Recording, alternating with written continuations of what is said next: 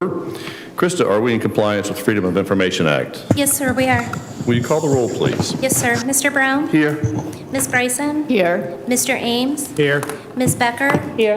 Mr. Alfred? Here. Mr. Stanford? Here. Mayor Perry? Here. All present, sir. Thank you. If you all join me in standing and say the Pledge of Allegiance. I pledge allegiance to the flag of the United States of America and to the republic for which it stands, one nation, under God, indivisible, with liberty and justice for all.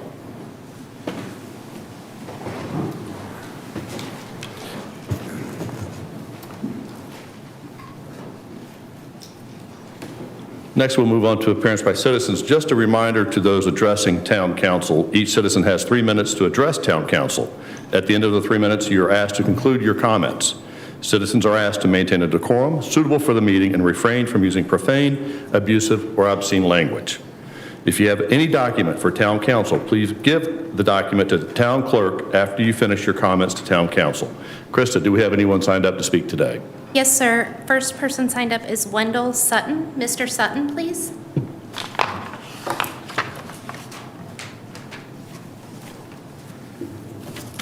Good afternoon.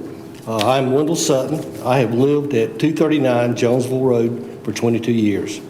The development which has occurred during the past 21 years has been in keeping with the community.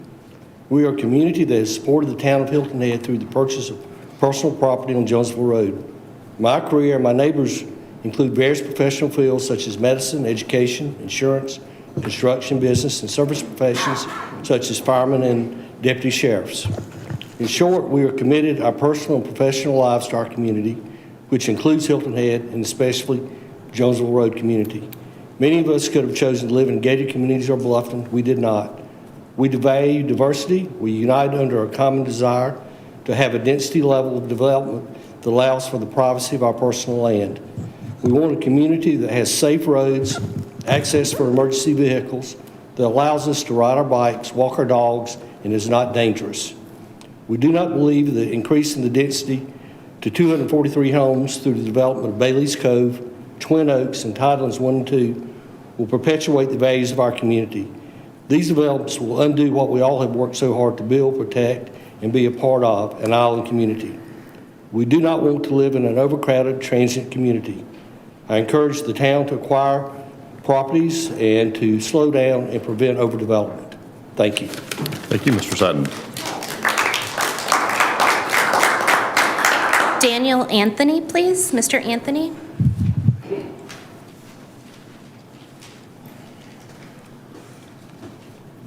Good afternoon.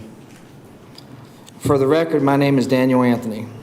For weeks now, you have heard about the concerns of the Jonesville residents, and together, we are making headway in addressing those concerns. Today's meeting is evidence of that. I'm not exactly sure of the parameters of today's executive session, but I am sure of the desire of the Jonesville residents. We are working relentlessly to make our voices heard and to save our rural residential community. As many of you know, Jonesville Road is a peninsula with one way in and one way out, marshals on both sides. I have heard comments from town officials and members of council. Comments such as, Jonesville has a farmland feel to it. Jonesville is a very unique area. Jonesville is a very beautiful and friendly neighborhood. Jonesville's character needs to be preserved. And many of you have acknowledged a different perception of Jonesville since taking a tour with me. Seeing Jonesville through the eyes of the residents, understanding our concerns and fears of overdevelopment. We, the residents, are striving to keep our neighborhoods safe for our families and neighbors. Our concern continues to be safety and proper planning. Land acquisition on Jonesville will go a long way in preventing the threat of overdevelopment. I believe all of you share this desire with us. You have today the opportunity to preserve the character of Jonesville. However, and unfortunately, I cannot join you in an executive session. Town rules won't allow it. So I humbly ask that you seriously consider the residents of Jonesville. Consider the best future for Hilton Head. This may be a small step in the overall direction, but it is a step in the right direction, a step that all of you must have the courage to take. Do the right thing, make the right decision for the future of Jonesville and the future of Hilton Head. Thank you. Thank you, Mr. Anthony. Skip Hoagland. Mr. Hoagland, please. Before the clock starts, I'd like to remind you, if you let other people speak over 3 minutes, you got to let everybody speak over 3 minutes, out of respect. Skip Hoagland, Windmill Harbor. Mr. Perry, first, I will not address you as a qualified mayor, given you admitted you are just a part-time figurehead due to your full-time job as a loan officer. And being a part-time mayor is a disservice to the taxpayers that you purport to represent. And you stated you will not support transparency. Is this because it would harm your friend Chamber Bill Miles, who pays himself $500,000 salary from stealing our tax money? And worse, will you and council members continue letting dishonest town employees, Orlando, lawyers Gruber, Coltrane, keep handing out fraudulent chamber contracts, budgets, and audits? And why is Gruber still employed after pleading guilty to 3 ethics violations? This council keeps unanimously voting to fund the chamber with millions of tax dollars without the proper oversight and appropriate accounting. In fact, Bill Miles said how he spends his money is his secret sauce and none of council and taxpayers' business. Let's see how each of you cast your vote this year. Be assured you will be held accountable and liable, every one of you. You're in violation of my tax FOIA to see how and where Bill Miles uses millions of tax monies, including to Canada, which is an abuse to our country and our community. You're in violation of South Carolina procurement law to choose a new tax-funded DMO since this chamber has acted illegally for 35 years. Orlando Gruber and Eric Greenway illegally wrote tax checks to buy chamber memberships for themselves and council members, and Orlando illegally used Bluffton Town employees for a membership drive to profit Bill Miles' pockets.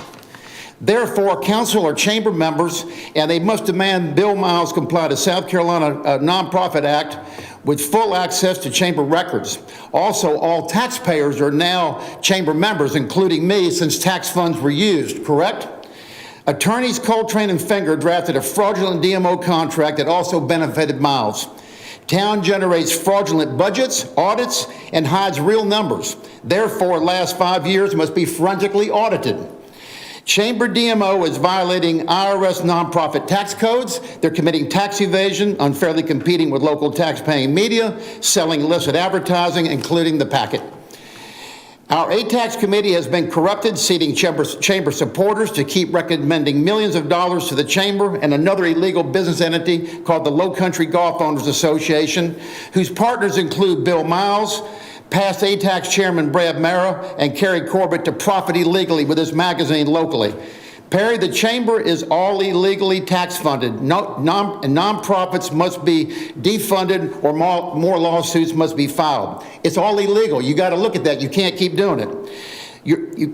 And this would be just like the lawsuit we filed against you for $2 million to Sea-Pines for the dredging of Harbor Town. It was illegal. Lastly, I want the Welcome to Hilton Head sign removed in front of Windmill Harbor coming onto the island.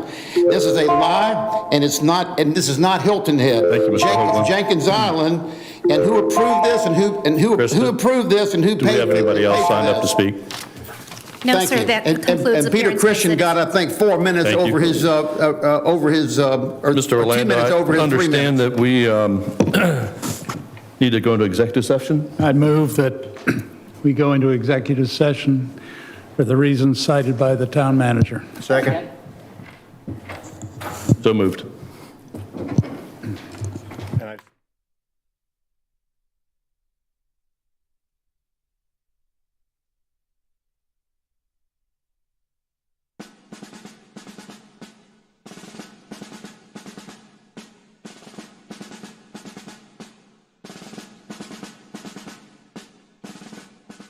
Fort Fremont closes out a 350-year legacy of coastal fortifications in Port Royal Sound, beginning in the mid-16th century. It also represents the closing chapter of America's coastal defense system before the dawn of air power. Fort Fremont is an example of the most advanced military technology of its time. It would parallel the B-17 and aircraft carrier of World War II, the F-35 of today. Fort Fremont was an important part of the Beaufort culture, very similar to Parris Island and the Marine Corps Air Base today. In 1525, the Spaniards named this sound and this harbor Santa Elena. They called the navigational point La Punta de Santa Elena, the point of Santa Elena. And what the Spanish explorers discovered is that Port Royal Sound is a unique piece of geography. It's the deepest natural harbor south of the Chesapeake Bay, possibly south of New York. The channel into Port Royal Sound, this I find a remarkable geological fact. The channel has not changed for 500 years. There's no inlet on the southern coast that hasn't shifted entirely in 500 years, except Port Royal Sound. There's something geologically different, or one might say magical, about Port Royal Sound. So Spanish sailors, being the best in the world in their time, found this place very early, knew that for the Spanish explorations of the American Southeast, this would be the entrada, the entrance. And so they built a city across the river, across the sound from where we are on Parris Island. It became the first capital of Florida. And they explored the backcountry from this location for more than a century with the object of building a highway from this magnificent harbor to Mexico City. So the sound was known to the Spaniards. It was known to the French, who actually got here first and created the first Protestant colony in the New World on Parris Island over my shoulder. And that colony was a failure. The Spaniards replaced them. It was part of Spanish Florida when the English arrived 150 years later. And this became, as a consequence, a battleground in the 18th century between Spanish interests in Florida and St. Augustine and the English colony in Carolina and in Charleston. And back and forth these wars went, many of them naval wars, many of them employing, as all the sailors knew by then, the magic of Port Royal Sound. When the Civil War came, Confederates defended the harbor, but it was basically indefensible against large naval forces. So the U.S. Navy made it their principal target during the beginning of the Civil War and sent the largest flotilla of ships assembled by the United States Navy in the 19th century into Port Royal Sound on November 7th, 1861. In a 4-hour cannonade, which would have been deafening from where we're sitting, was heard for miles from Savannah nearly to Charleston.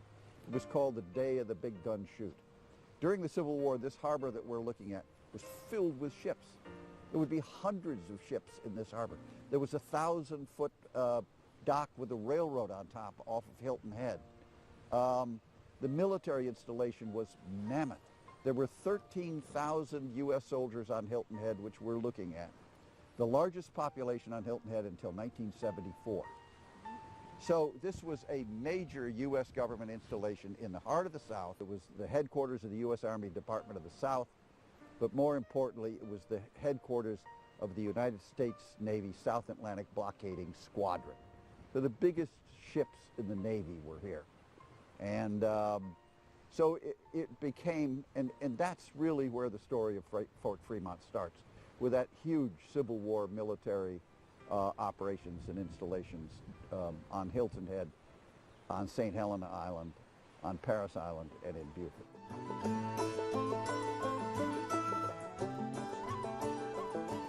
After the Civil War, we're going to see a massive change in technology that's going to revolutionize the military.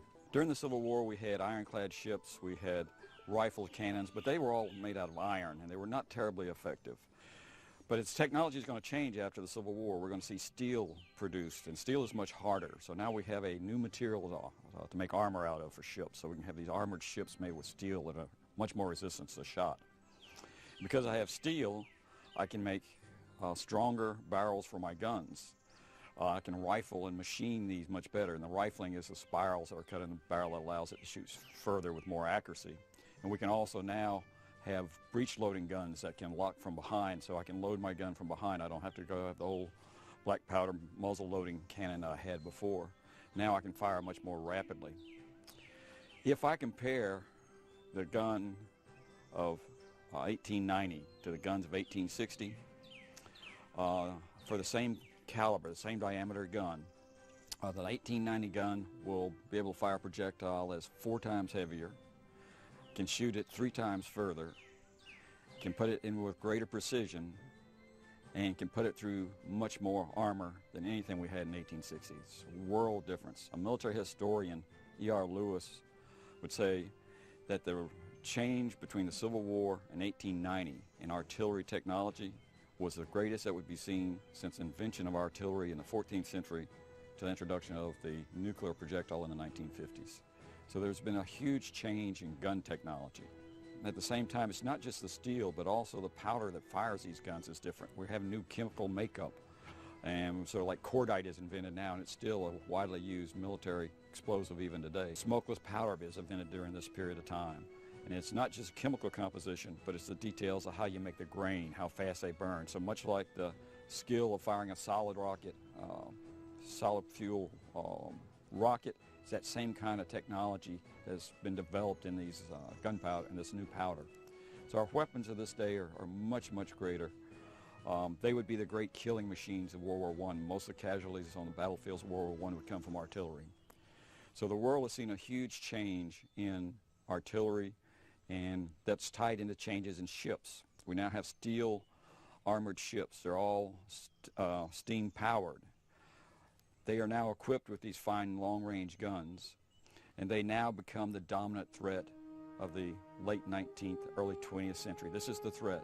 The French and the English would bombard cities like Cairo and reduce them to rubble because they were unable to defend them. So this is how the world was seeing the threat from this new technology. Big battleships are the threat of the era, and new guns and fortifications on the ground are what you have to defend against them.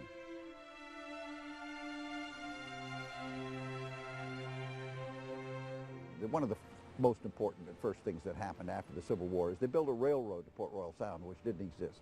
It was the first connection of the Sea Islands to the mainland. And the advantage of that railroad is it brought coal to Port Royal Sound. So when the coal was delivered, the Navy followed. In 1872, Robert Smalls was in the South Carolina legislature, and he pushed through a resolution to the Secretary of War calling for them to put a Navy station on Parris Island. And eventually he would go on to Congress, where he would continue his support for a Navy station here in the Beaufort-Port Royal area. They eventually opened a Navy station here and a coaling station. They created in the 1890s on Parris Island the largest dry dock in the United States. This is the period when the U.S. Navy was switching from sail to steam. All the navies of the world need a coaling station. This was the principal coaling station, because of the railroad, for the Caribbean and South American U.S. fleets. This would be the biggest dry dock south of Norfolk. In fact, it is the only dry dock south of Norfolk, Virginia, that's capable of taking these new modern battleships and these new modern armored cruisers. So this becomes, at this point, a strategic Navy base in that it provides coal, and it provides top-line support to the ships, and they can repair the hulls of even the biggest ships in the U.S. Navy. Following the Civil War, national strategy and emphasis in the United States shifted to recovery from war, and all of our coastal fortifications went into neglect. The military was busy taming the West, and coastal defenses became something that was no longer important. In the rest of the world, technology is moving forward, and they're developing these battleships, they're developing new high-quality artillery, and this is going on worldwide. And in 1885, President Grover Cleveland appointed the Endicott Board. This was headed by Secretary of War Endicott, William Endicott, and the board would meet and issue a report in 1886, and they said the conditions of our coastal defenses were just unbearable. They cannot be allowed to stay like that. And they made recommendations for fortification and improvements. They identified 29 places that needed fortifications, and 11 of which were critical. In that list of 29, Savannah and Charleston are on the list, but Beaufort is not on the list. It'll take international events to bring Beaufort into the play of modern fort technology.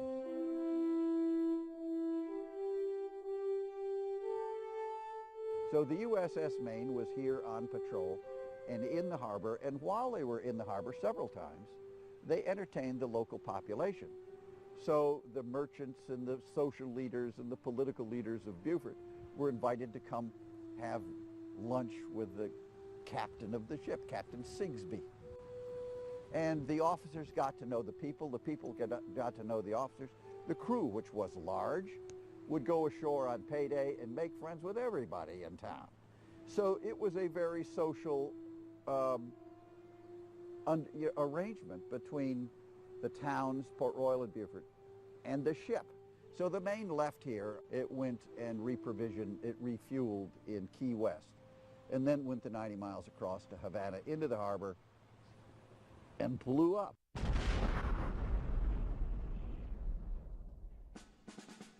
This inflamed the already hot passions both in Cuba and here in the United States. At that point, somebody in the War Department realized that we had this big dry dock, the only dry dock in the South that could take on and repair these big capital ships that were in our Navy. We were going to start operations against a power in the Caribbean, and this fort was totally undefended.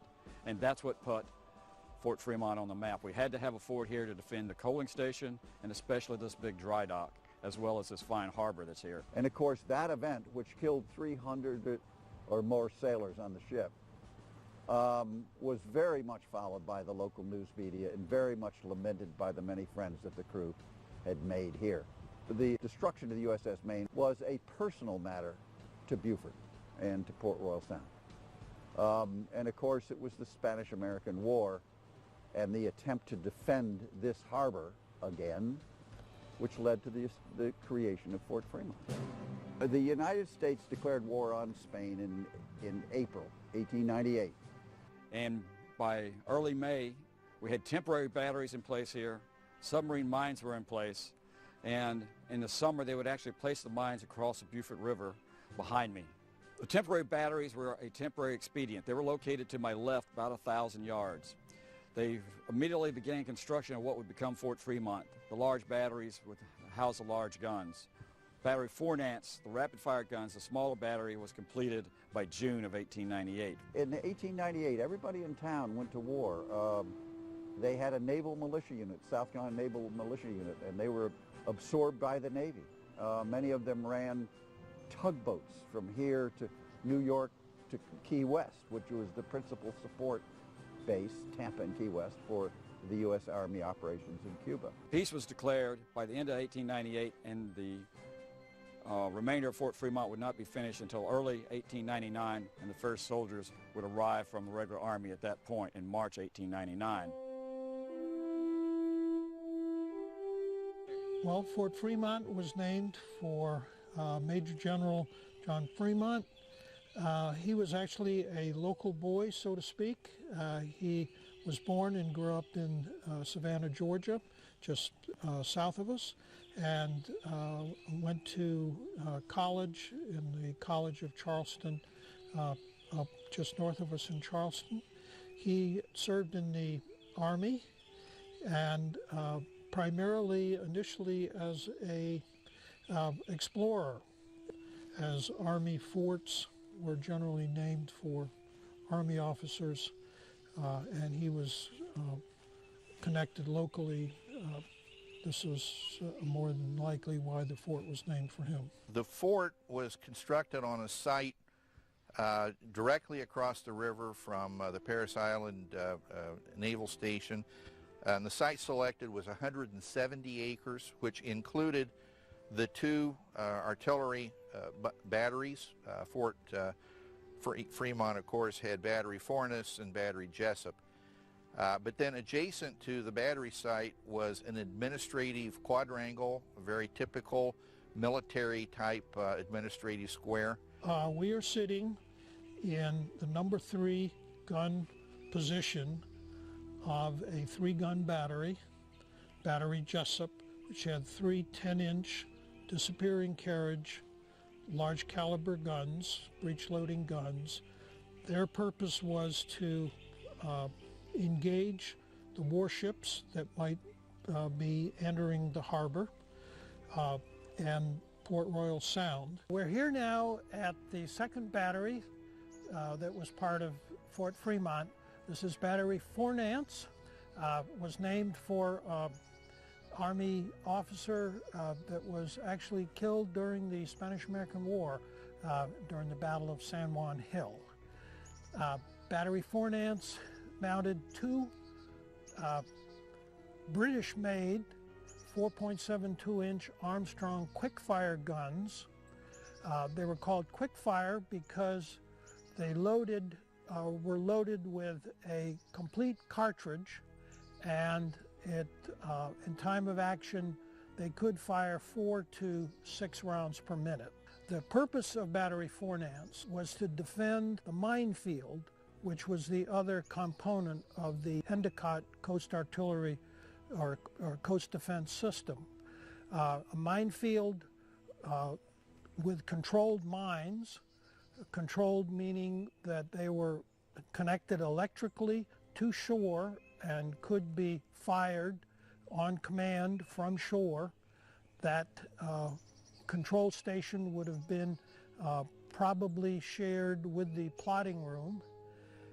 And in order to protect the minefield, obviously an enemy would want to interfere with that, might send vessels, small ships in here at night to try to interfere, and this battery would take those vessels under fire if there was suspected that they were doing something to interfere with the mines, such as pulling up the cables and cutting those. The Endicott era fort was a formidable technology. It represented state-of-the-art technology, defense technology of its time against the state-of-the-art threat, which would be the battleship.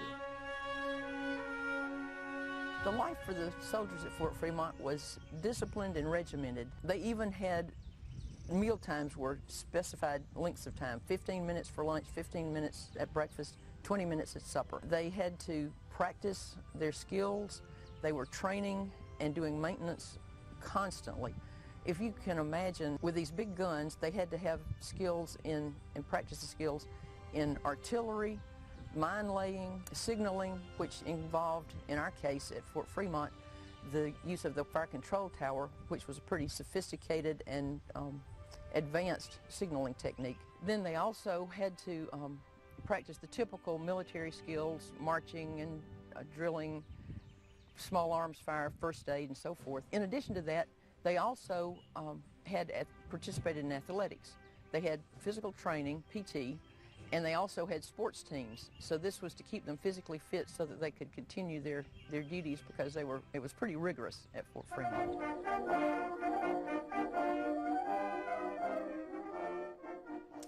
When eventually the decision was made to move the dry dock and the coaling station and the Navy station up to Charleston, then this fort no longer became significant. There was nothing left here that was to be protected. And at that point, 1911, the last troops were transferred out and the fort was closed. In 1901, the mayor of Charleston and the United States Senator Pitchfork Ben Tillman from South Carolina wanted this to move from Beaufort County to Charleston County, because there are more votes in Charleston County, and the mayor wanted the U.S. Corps of Engineers and the Navy to dredge the harbor in Charleston, because battleships in those days required 26 feet of water.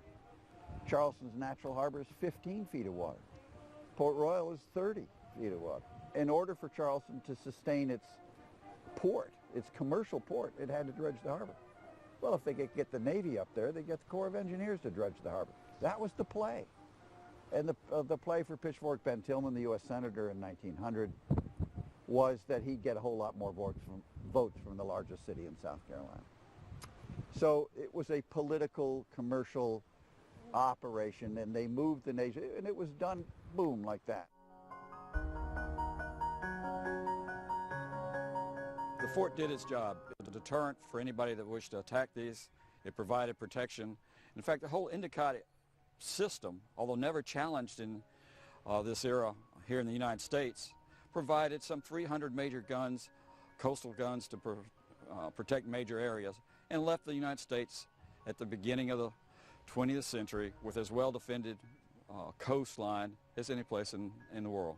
But I would just like to say that it's a magnificent artifact of an era. And it's an era that has been neglected. The turn of the 20th century, the naval station across the river here. And so it's a piece of history that's disappearing, and the Friends of Fort Fremont and Beaufort County have preserved it for the use of the public and as a memorial to that moment in history. Fort Fremont closes a 350-year story of homeland security addressing European imperialism in the 19th century. It's a tale of how geography, technology, and national security creates a transition for America to become a global power. It's also a wonderful snapshot of America in the beginning of the 20th century. The Friends of Fort Fremont and Beaufort County have a valued partnership working in tandem to preserve the fort's integrity and promote the historical, natural, and cultural aspects of the fort. Most important, we are always looking for creative ways to enhance the visitor experience.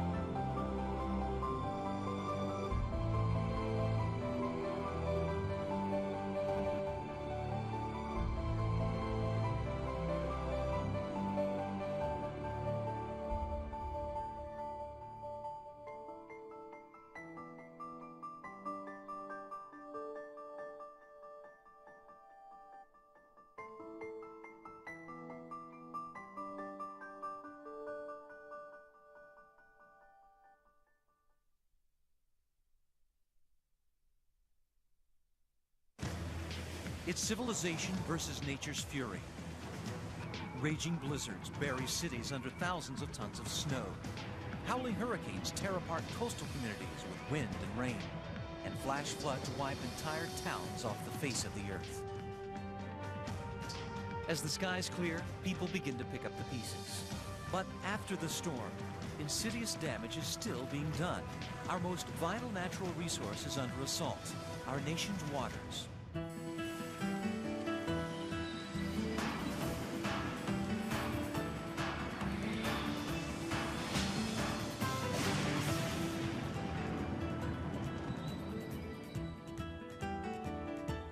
We're at the Chattahoochee Nature Center, and we're trying to find out what a watershed is. First victim. I need you to tell me what a watershed is. Do you have any idea? Watershed? A watershed? Where people go to the bathroom? Sweating, I guess. Something to do with sweating? Uh-huh. Like after you run, when you... You perspire, yeah. And then you shed it? Uh-huh. We wanted to ask you if you knew what a watershed was. A watershed? Yeah. Is it kind of like the rain? Do you know what a watershed is? A shed that holds water. Come here for a second. I want to ask you something. Do you know what a watershed is? No. No. Do you have any idea? What do you think it has something to do with? I don't know. What a watershed is? Yeah. That's just a drain pool, I guess you'd say, or the drain area. That's where the rainwater drains into the river. Correct. That's a great answer. A watershed is that area of land that drains to a body of water, be that if it's a river, a stream, the ocean, an estuary, a bay. Wherever you live drains to some water body, and you live in a watershed. So everyone lives in a watershed.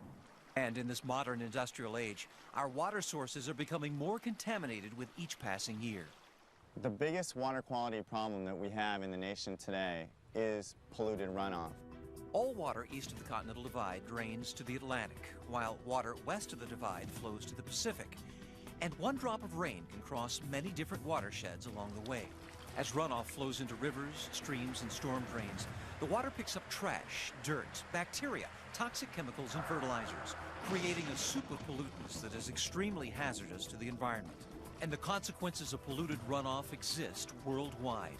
The UN estimate is that there's about 1 billion people on the planet right now who don't have adequate access to fresh water. 97% of all water on Earth is salty ocean water. Of the remaining 3% that's fresh, over 2/3 is frozen in glaciers and polar ice. That leaves less than 1% of all the planet's water for our use. I predict in the future that some of the U.S. water needs are going to come through pipeline because we have just overused our supply. To address the complex threats facing U.S. water resources, the Environmental Protection Agency recommends adopting a watershed approach. We're trying to reconnect some of the river. It's a method that looks at each watershed for its own unique set of environmental challenges and solutions. In many cases, people mistakenly identify large discharge pipes in the water as the problem. But that may not be the problem. It may be coming from agricultural runoff. It may be coming from stormwater runoff over parking lots and impervious surfaces. Every watershed is different, and you need to look at each watershed in its own terms and then think systematically about how you remediate, how you clean up that watershed. In California, the Santa Monica Bay watershed drains a dangerous amount of polluted runoff after each storm. When it rains, literally the whole residue of urban living ends up getting washed into the storm drain system and ends up going straight into the bay on Santa Monica Bay's beaches with no treatment whatsoever. It's actually like a giant toilet flushing because all of the pollution, the dog mess has been building up and building up and building up. When it rains, it just flushes into the storm drain and goes directly into the surf. In 1996, the Santa Monica Bay Restoration Commission proved there was a link between the contaminated runoff in the Santa Monica Bay and reports of illness afflicting people who swim there. What we did find was at the outlets of storm drains, no matter where they were up and down the bay, if there was a flow of runoff into the surf zone, those people that were swimming in those areas definitely experienced higher incidences of illnesses. The pollutants in the water affect surfers because we're actually the indicator species with all the pollutants. When we are in the waters, we're ingesting it through our skin and our mouth. Even if people don't take a swallow of water, it's still getting into our systems, our ears, any orifice on your body. And it causes infections, it can cause colds, sore throats at the very least. I wouldn't want to swim in water that's got those diseases in there, just floating around, making more diseases. I've seen it pretty much as bad as it can be. I've seen crap floating out in the water, literally. Generically, we call it fecal coliform. More specifically, you might know of it as E. coli, salmonella, or enterococcus. Whatever's in poop.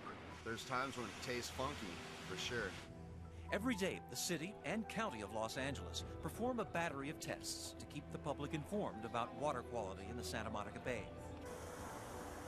Cesar Arzadan begins the monitoring process each morning by taking a series of coastline water samples. Then it's back to the lab for analysis. Most of the bacteria that you're going to see, it comes from feces. And when you put it under the UV light, you're going to see a different kind of color.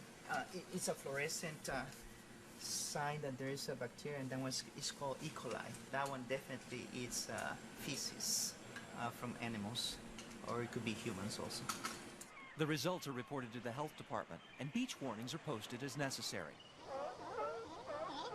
The number of beach postings has decreased, and 85% of the beaches that have been monitored in California have received either A or B grades, and that's significantly different than 4 years ago.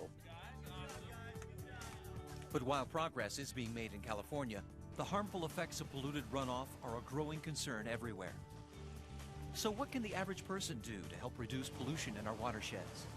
How you apply pesticides or not in your garden, how you wash your cars, making sure that you don't throw cigarette butts out onto the street. Do not dump things on the ground, especially oils or any chemical pollutants. Pick up after your dogs. A lot of people don't realize how important that is. And just be a conscientious citizen and don't leave anything on the ground.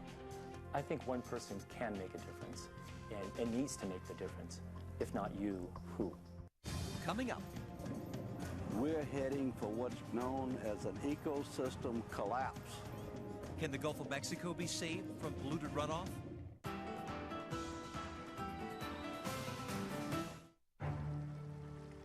It was a flood of apocalyptic scale. 26,000 square miles of the lower Mississippi Valley inundated by water. More than 200 lives lost, and 600,000 people displaced from their homes. The flood of 1927 was the most disastrous in U.S. history, and its effects are still felt today.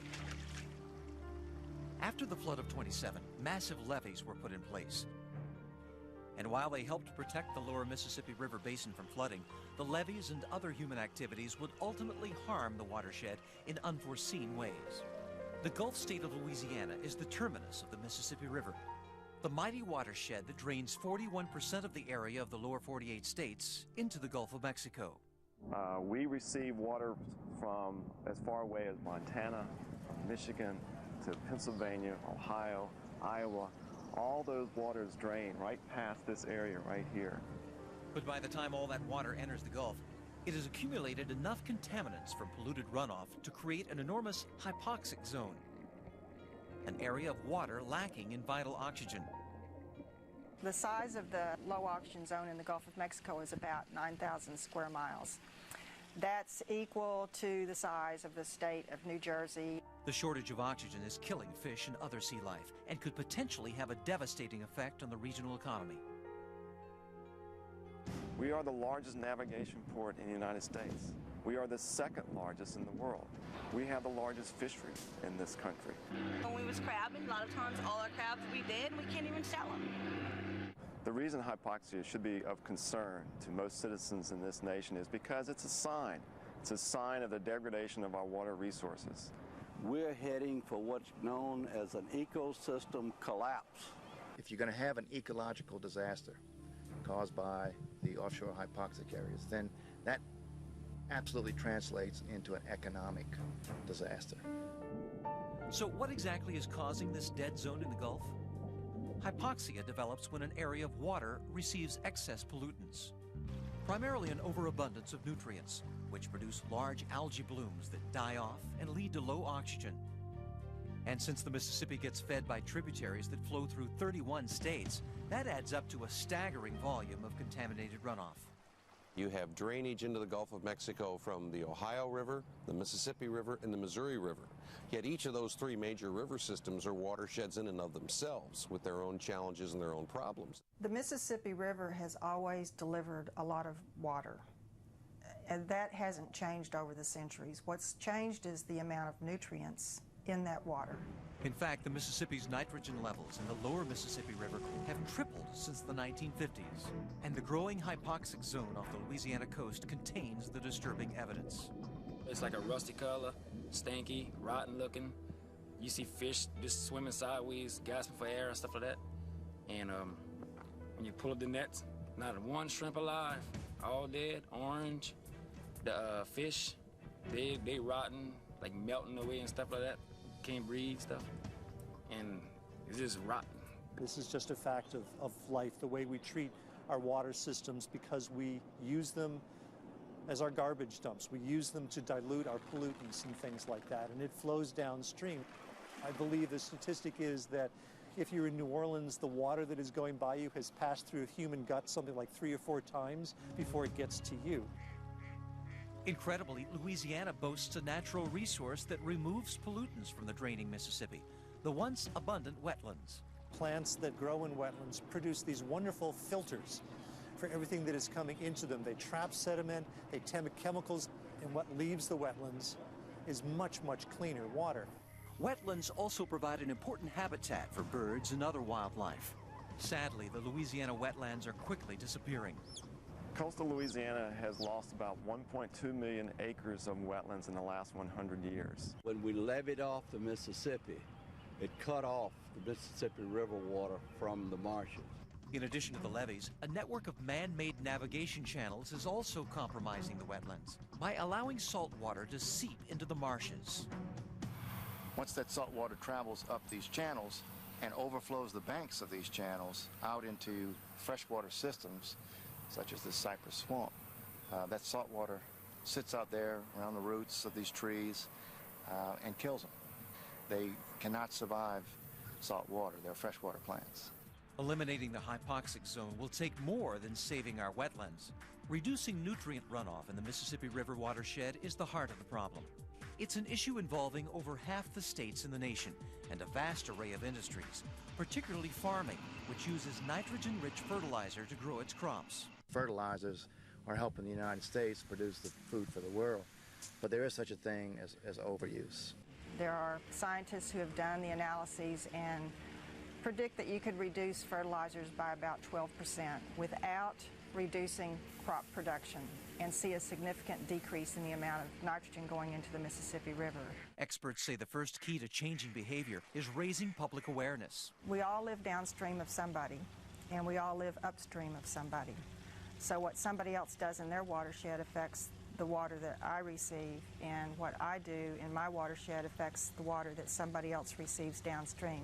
If we don't clean up our act, our water resources, which we simply cannot live without, will be ruined.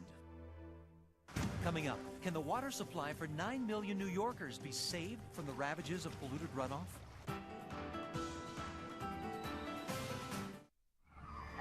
In January of 1996, one of the most devastating winter storms in history slams the East Coast. 2 feet of snow dumps on New York and throughout the Northeast Corridor. Schools, airports, and roads are shut down.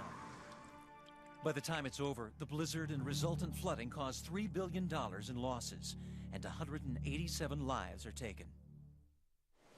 And in the Catskill Mountains of upstate New York, the snowmelt triggers another potentially devastating crisis. Stormwater runoff, contaminated with trash, dirt, fertilizers, and pesticides from nearby farms and communities, threatens the fresh water supply. And the Catskill system of reservoirs is vitally important, for it is the biggest watershed of New York City, providing drinking water to over 9 million people. The miracle of the city's water supply system is largely unknown to most New Yorkers. You ask people, where does the water come from? Often people shrug their shoulders and say New Jersey. I figured that we were probably our own separate water system than from upstate. I'd rather be drinking water from upstate than the Hudson River. I don't know that most people are aware of how large the problem is and how close to crisis many of our water supply systems are. To preserve the purity of the reservoirs and enforce the Safe Drinking Water Act, the Environmental Protection Agency presented the Big Apple with 2 options. Either build and maintain a $6 billion facility to filter all of the city's tap water, or fund a $1 billion program to protect the watershed from polluted runoff. When it comes to our investment in clean air and clean water, preserving open space, fixing antiquated sewage treatment plants, we can't wait. It doesn't get any less expensive, it gets more expensive. With the historic Watershed Agreement of 1997, an unprecedented upstate-downstate partnership was forged to protect the New York City water supply. The Watershed Agreement is saving New York City billions of dollars. The plan includes purchasing and preserving 355,000 acres of undeveloped watershed land, the upgrading of sewage treatment plants, and the protection and restoration of stream corridors. What we're looking at here is a main tributary of the Esopus Creek. During flooding, we were seeing a lot of sediment coming out of the stream. The clay gets into the water column and it becomes very turbid, and then it makes it very difficult to treat and clean that water. So from a water quality perspective, we're very concerned about erosion. The program also provides funding for farmers that implement agriculture management practices. Well, we have a very exciting program with the Watershed Agricultural Council where we are working with local farmers. We look at how they're handling the animals so that the runoff associated with manure, fertilizer, and that farm activity isn't getting into the streams around our reservoirs. This water here is basically the water you're going to be drinking down in the city. And I feel I've got a responsibility to try my best to keep it clean for when it gets down there. It used to be when it rained here on the farm, the water that ran away from the back of the barn here was full of mud, manure, and it would just run brown and right into the stream. 2 years ago, we would spread every day. We'd have to take it out, spread it on the fields. If the snow was deep, we spread it on the snow, and unfortunately, if the ground was froze when the snow melted, the nutrient value of it for fertilizer was gone. It wound up down in the reservoir. With New York City funding, a secure above-ground steel tank that can hold 400,000 gallons of manure was installed on the Meadowbrook farm. That's enough storage for 6 months of the year. Now we can store it, spread it when it'll do the most good to us for fertilizer, and we don't have to spread it every day. I worked with Tim on the plan to develop the improvements we're going to make. Plan really belongs to the farmer, and it's a collaboration of their ideas and what technical advice we can bring to the program. But the farmer makes the decision. It's a program that seems to make everybody happy. Here's to the farmers who are working so hard to make sure we've got clean water to put in our coffee. To guarantee the city's water supply is fresh at the tap, comprehensive tests are performed by the New York City Department of Environmental Protection, both in the lab and at over 1,000 sampling stations throughout the city. New York City has probably one of the most extensive water quality monitoring programs in the nation, if not the world. We're sampling every day, 365 days a year. I've been drinking this water for 53 years. Nothing else. Best water in the world. New York City, straight from the tap to my lips. Coming up, the future of our water supply remains at risk, but there's something everyone can do to help protect it. Find out how next. To keep our watersheds free of pollutants will require the actions of every citizen, community, and business. Paved concrete surfaces, asphalt, parking lots, sidewalks. The question is, do we need to have as many as we do? Because to the extent that you have too much impervious surface, the water is not retained on site. It doesn't soak into the ground. It runs off, picks up speed, carries pollutants and contaminants into the water body. One strategy for preventing stormwater runoff is occurring at the new Ford Rouge Center in Dearborn, Michigan. This remodeled truck plant is covered by a green roof the size of 8 football fields. Planted with a porous ground cover, it reduces the amount of polluted runoff released into the watershed. The thing that tends to get the most attention is the 10-acre green roof, but that's really just part of a philosophy that if an area does not have to be paved or built upon, it's going to be green space. And communities are also implementing green space strategies, such as rain gardens. They sloped the lot in such a manner that all the flow goes towards this landscaping, where basically the polluted runoff can percolate into the ground and get filtered rather than going straight onto the street into the storm drain system, and really a very simple approach to cleaning up our runoff in urban areas.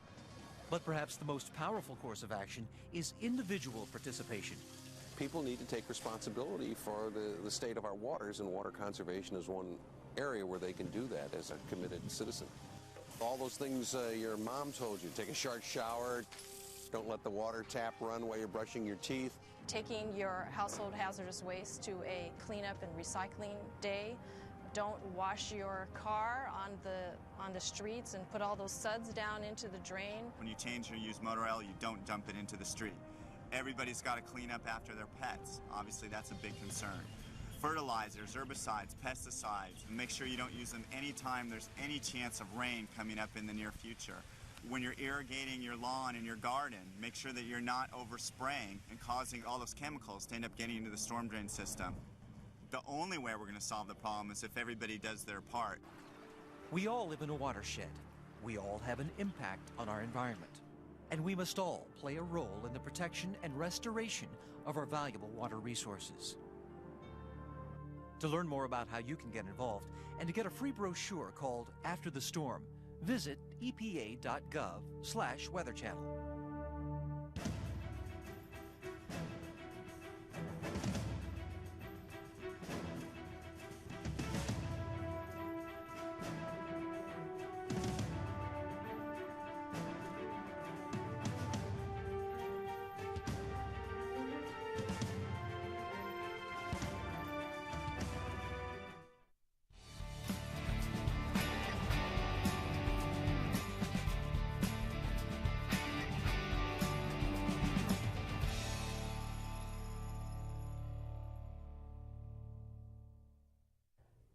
Dr. Gates, tell me a little bit about the timeliness of the Reconstruction series. Why now? 12 years of black freedom, followed by an alt-right rollback. A president immediately following Abraham Lincoln who refused to renounce white supremacy. A conservative Supreme Court that effectively undid the power of the 14th and 15th Amendments. What's that sound like? Contemporary times. Contemporary times. So it was obvious that we could teach our fellow citizens in America about the perilous moment in which we're living by analogy through telling the story of Reconstruction and its rollback. And I first started thinking about it after the horrible murders of Reverend Clementa Pinckney and the other innocents at Mother Emanuel Church, because the justifications that Dylann Roof summoned for his actions were very reminiscent of racist rhetoric about black people immediately following the Civil War and following Reconstruction. And I was shocked. It's almost like a horror movie when you think that the vampire's dead, and all of a sudden they come up out of the casket, and you think, damn, I thought I put a stake in your heart. I thought that the worst and most pernicious, heinous aspects of anti-black white supremacy were long gone, and I was naive about that. And we've seen a rise in hate speech, anti-Semitism, anti-gay attitudes, and when people become frightened, particularly about their economic future, they look for scapegoats. And the scapegoats traditionally have been Jewish people, women, gay people, and of course in this country, people of color. So it's a moral, a lesson.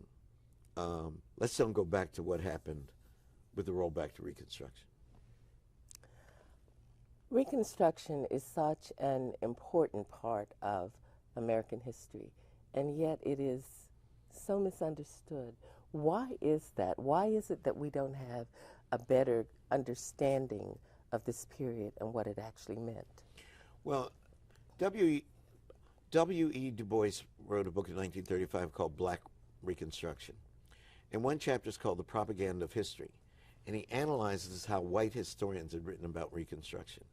And that was part of the rollback, to create a mythology of black incompetence, that black men had been elected to office and couldn't properly serve, that black voters had been manipulated by northern scallywags and carpetbaggers, that basically they were tools and pawns, that they were dishonest. Robert Smalls was one of the greatest heroes of the Civil War and Reconstruction, served 5 non-consecutive terms in Congress because he was constantly being accused yet of stealing money and misappropriating funds. There was a mythology sanctioned by the discipline of history located at Columbia University called the Dunning School, led by historian Professor Dunning. And they found every way to traduce the achievements of black people. And that has only been undone by historians since Du Bois published Black Reconstruction, and most notably under the leadership of another Columbia professor, Professor Eric Foner, with whom we made our Reconstruction series. He was our chief consultant. Plus, we have over 40 historians doing modern cutting-edge scholarship on Reconstruction, whom we feature in the series. So it's very much a collective series, and it's very much a counterpoint to the received interpretations of Reconstruction fabricated by the Dunning School. Well, for us, this is the Foner School. The Foner School. For us in South Carolina, it has a very special meaning. Why is the state of South Carolina so pivotal to an understanding of Reconstruction? South Carolina was ground zero for Reconstruction because it was a majority black state. There's a famous 1872 lithograph of the first colored senator and the members of the House of Representatives, and 3 of those men in that lithograph were from South Carolina. When Richard T. Greener graduated from Harvard, the first black man to graduate from Harvard in the class of 1870, where was the land of opportunity? Was it in New York? Was it in Boston? Was it in Philadelphia? Charleston. Came to Charleston and went to Columbia and served on the faculty and took law classes there. A black man from England, from Liverpool, England, Robert Brown Elliott, came to Boston in 1867 with the British Navy, could smell the opportunity, headed straight to South Carolina and worked for Richard Harvey Kane's newspaper, then was elected to Congress. Very eloquent man. And this was where it was at. This is where it was happening. And when I interviewed Representative Clyburn, his office in the Congress. Well, he's long been a student of Reconstruction. Yeah, I mean, it's like a museum. You go in there and all these brothers are on the wall. And we talked about the fact that South Carolina had a black majority in the House of Representatives. You can't imagine that now. South Carolina, even in the 18th century, was called Negro country. It was a black state. And very soon that was dismantled. So it's no surprise that many of the most vicious battles over race occurred here, because there was an attempt to control this black majority. I went to Calhoun College at Yale University, and John C. Calhoun was an intellectual racist. He not only wanted slavery to continue, he wanted to resurrect the slave trade. He was a rough brother. What do you feel were the most important and most significant aspects of Reconstruction, the real positives? The establishment of black social institutions, particularly the churches, fraternal organizations, social organizations, the fact that so many of the slaves wanted to get married and legalize.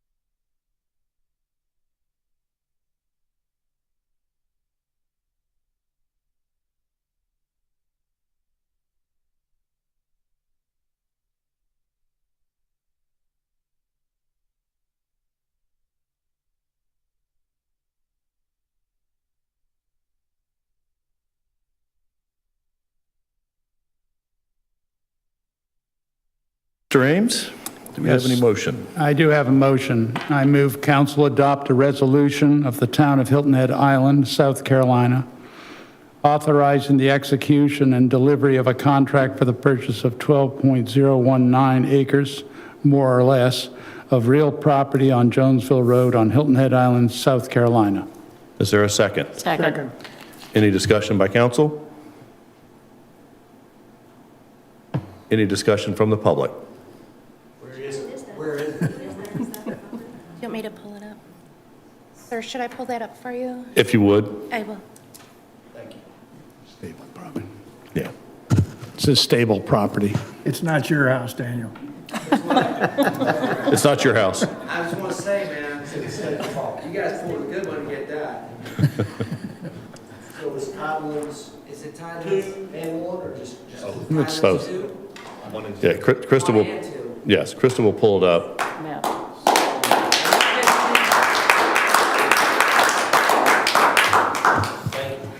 Thank you. Thank you so much. We have to vote on it still. So those are the tracts that you see before you that the town has, the motion's been made to purchase. The timing is imminent. Are there any comments from the community? So are you in negotiations to No. purchase now? Or is it a done deal? A contract will be executed for the purchase of this property with a closing date set within the next 30 days. And when will we know that? When will you know the closing date? Yeah. We'll announce it when it happens. But there'll be a date in the contract, roughly the 27th of February. Will we notify when it does close? Yes. Oh, yeah. Yes. Me first or no? All right, Krista, will you? Yes, ma'am. I just would like to say, I can't thank you enough for listening to us and considering the impact to our community. And I just know that we are thrilled not only that you heard us, that you worked with us, and we really do appreciate all your efforts to help preserve our community. So thank you so much. Thank you. Real quick, I'd like to say thanks to everybody, each and every one of you for doing this. This is going to be so impactful for the community. Thank you. I can't thank you all enough. And So- Mark, Krista, before we call the roll, I would like to say one thing, in that it's a great impact or reduction of impact on the community on Jonesville Road. It's also a great reduction of impact on those on Hilton Head, Spanish Wells Road, 278 and the Spanish Wells Light. It goes above and beyond just that area, so understand that it has greater value. With that said, Krista, will you call the roll, please? Yes, sir. Mr. Brown? Support. Ms. Bryson? Yes. Mr. Ames? Yes. Ms. Becker? Yes. Mr. Alfred? Yes. Mr. Stanford? Yes. Mayor Perry? Yes. Motion carries, sir. Thank you so much. Any other comments by council? Motion to adjourn? So moved. I think that's unanimous.